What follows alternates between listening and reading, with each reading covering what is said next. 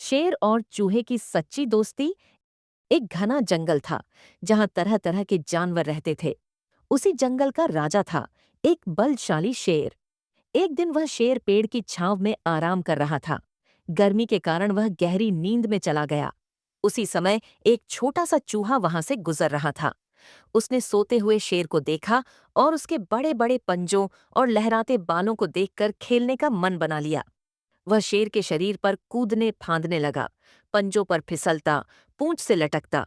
पर तभी शेर की नींद टूट गई। शेर गुस्से से कुर्राया और पल भर में उसने चूहे को अपने पंजों में दबोच लिया। उसकी आंखों में आग थी। कैसे तुमने मेरी नींद खराब की? अब मैं तुम्हें नहीं छोड़ूंगा। डरा सहमा चूहा कांपते हुए बोला। महाराज, कृपया मुझे क्षमा कर दीजिए। मैंने आपको परेशान करने का कोई इरादा नहीं किया। यदि आप मुझे जीवन दान देंगे तो एक दिन मैं आपकी मदद जरूर करूंगा। शेर यह सुनकर जोर से हंस पड़ा। तू मेरी मदद करेगा? तू इतना छोटा सा चूहा! लेकिन उसके साहस और विनम्रता से प्रभावित होकर शेर ने उसे जाने दिया।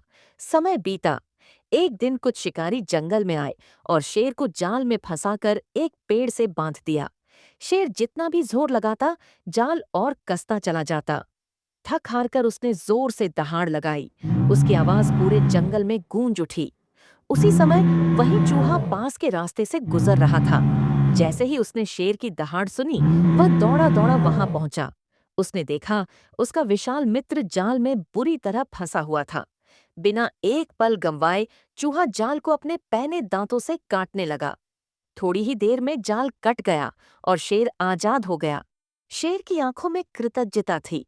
उसने झुककर चूहे को धन्यवाद दिया और कहा, आज तुमने मुझे सिखाया कि साहस और मित्रता आकार नहीं देखते।